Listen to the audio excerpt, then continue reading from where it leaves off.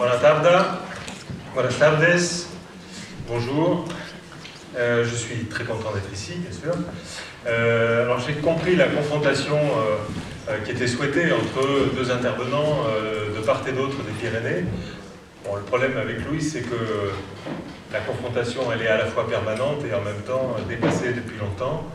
On surfe sur les Pyrénées en échangeant, donc on a changé de position, c'est moi qui interviens en premier, mais je pense que voilà, ça va correctement se passer. Je retiens de l'introduction de Dany ce matin 3 mots qui me paraissent fondamentaux, même s'ils sont tous sujets à discussion. Premièrement, c'est non à l'ornement. Deuxièmement, c'est liberté pour l'artiste. Troisièmement, c'est pensée du citoyen. Ces 3 termes sont forcément toujours sujets à discussion pour des raisons qui tiennent à la nature des politiques culturelles. Les politiques culturelles ne représentent que 16% de l'ensemble de la vie culturelle dans un pays comme la France, c'est-à-dire l'action publique culturelle sur l'ensemble de la vie culturelle, c'est seulement 16%, et la France est l'un des pays où le poids de l'intervention publique en matière de culture est l'un des plus élevés au monde. Donc c'est dire que une politique publique, ça ne peut pas concerner l'ensemble de ce qu'est la vie culturelle, et donc la politique publique, elle doit faire des choix. Des choix tout à fait singuliers. Je vous propose de dire ce que je pense de ces choix. C'est mon avis. Je suis prêt à en discuter, à en débattre. Je pense qu'une politique culturelle ne peut être qu'une résistance active à l'ère du temps. Donc ça balise déjà les choses, premièrement. Deuxièmement, une politique culturelle, c'est une vision collective confrontée à des intérêts, même si on sait que dans la pratique, les intérêts grouillent autour des intervenants publics. Et troisièmement, une politique culturelle, ça n'est toujours qu'une vision parmi d'autres dans un monde, la culture, les arts, où les critères de décision sont toujours discutables. Et l'important, c'est qu'ils soient toujours discutés, qu'il n'y ait pas quelque part l'illusion d'une politique culturelle automatique. Donc, je vais vous donner mon avis maintenant sur la politique publique en matière d'art dans l'espace public. Eh bien, fidèle à cette vision des politiques culturelles, je dirais que je vais la définir contre 3 empires, contre 3 visions possibles de l'urbain, de la culture et de la citoyenneté. La première vision possible, c'est la vision des fonctions. Donc, la politique culturelle pour l'espace public, pour l'art dans l'espace public, elle est d'abord une résistance à la dimension fonctionnelle des villes. Et ici, vous avez quelques exemples. Alors, une ZAT, zone artistique temporaire, à Montpellier, donc, qui propose par une inversion, une interposition des cheminements civiques, une représentation disons, en creux et en protestation contre les flux dominants qui sont dans l'autre sens, comme vous le voyez ici. Ici, vous avez une œuvre qui prétend, mais de manière burlesque, franchir l'une des grandes limites de la ville, le fleuve, et qui en même temps s'adresse au pouvoir. En l'occurrence, ici, vous êtes derrière, vous avez le conseil régional.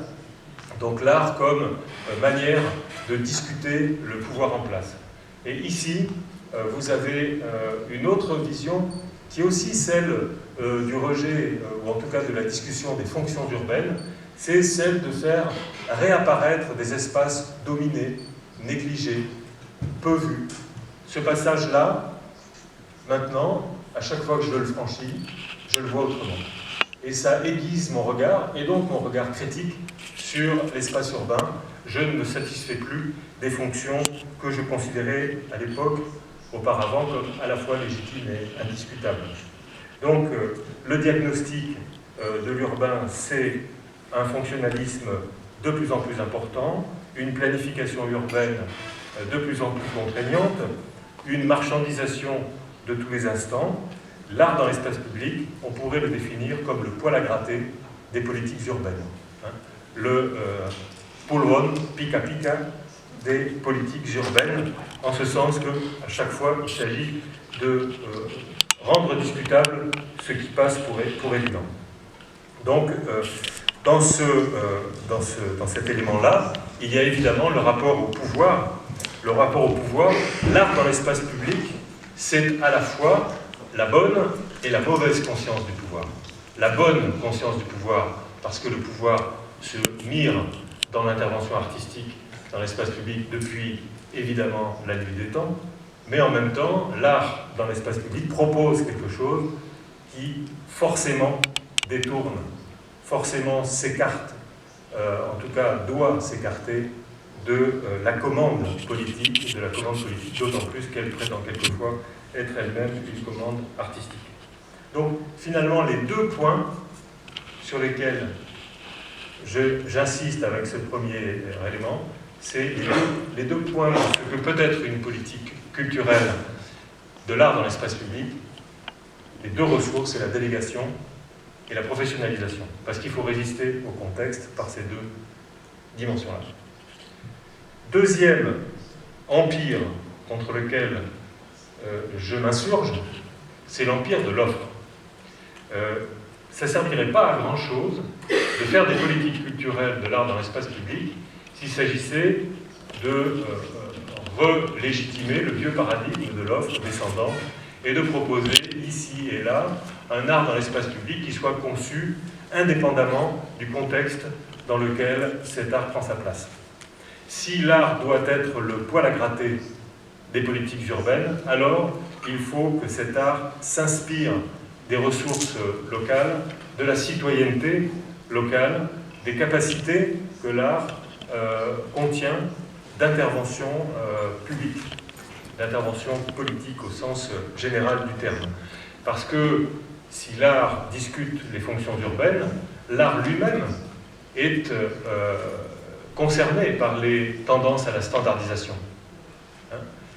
Pour vous donner un seul exemple franco-espagnol, le Puy du Fou a ouvert un Puy du Fou à Tolède. C'est bizarre quand même. Bon. Il y a évidemment dans le Puy du Fou de Tolède des formes d'évocation locale qui empêchent de considérer qu'on rejoue la bataille vendéenne au sud de Madrid. Mais il y a quand même là une forme de standardisation par le haut de politique artistique locale. En l'occurrence, on peut discuter du caractère artistique du Puy du Fou, mais ça c'est un autre débat. Donc il y a ces formes de standardisation qui doivent être évidemment l'objet d'une résistance de tous les instants par deux ressources, la contingence et la participation. La contingence, c'est le caractère intrinsèquement lié à un territoire, à un espace de toute forme d'action artistique, et la participation, c'est cette idée que par la citoyenneté, comme dit Estelle Zong dans son dernier ouvrage, Esthétique de la rencontre, la citoyenneté artistique a quelque chose à voir avec la citoyenneté politique.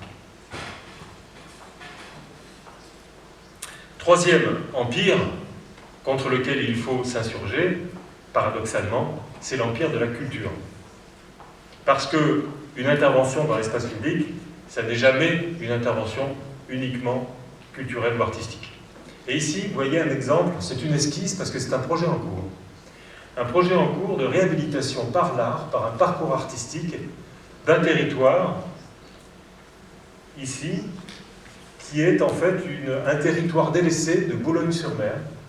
Boulogne-sur-Mer, qui est une ville, qui est une des principales villes de pêche, du port de pêche du nord de la France, qui se trouve dans le département du Pas-de-Calais, et qui a une zone à moitié délaissée, à moitié occupée de manière intensive par les industries de transformation des produits de la mer. Et cet espace-là, qui avait une forme d'identité extrêmement forte autour de la gare maritime de Ferry, autour de la pêche du poisson, des maraîchers, des mareyeurs, pardon, et de tout ce que la mer compte d'ouvriers, est complètement fragmenté, divisé, instrumentalisé par les grandes entreprises internationales de la transformation des produits de la pêche, Findus par exemple, et délaissé pour le reste. Et donc l'idée d'une association, ça a été, l'association de quartier, ça a été de proposer une commande artistique pour réhabiliter ce quartier. Le réhabiliter parce que c'est la partie basse de la ville, toujours considérée comme dominée par la partie haute et noble de la ville de Boulogne-sur-Mer, dominée parce que livrée à quelques intérêts qui n'ont plus l'idée de faire quartier, de faire ville, de faire société dans cet espace-là. Et donc ils ont passé une commande citoyenne à un artiste via le programme Les Nouveaux Commanditaires. Ce qui est intéressant dans ce projet, ce n'est pas tant sa philosophie que les conditions de sa réussite éventuelle ou de son échec. Première zone d'échec possible, l'attitude du maire. L'attitude du maire qui voit poindre ici un totem à un endroit très symbolique de la côte urbaine et qui se dit, ce totem, je ne pourrais pas me l'attribuer. Ça n'est pas moi qui l'aurais créé, le maire de cette ville étant obsédé, comme quelques maires de villes françaises, par le fait de tout avoir suscité, créé, inauguré sur son espace. Que rien ne lui échappe d'une certaine manière. Là, le problème du totem, c'est qu'il devienne tabou pour le maire, pour filer la métaphore lévi-straussienne, totem est tabou. Donc ici, il y a une première zone de difficulté, c'est cette capacité de délégation du maire à l'égard de citoyens qui passent une commande artistique. Deuxième difficulté, les relations entre les entreprises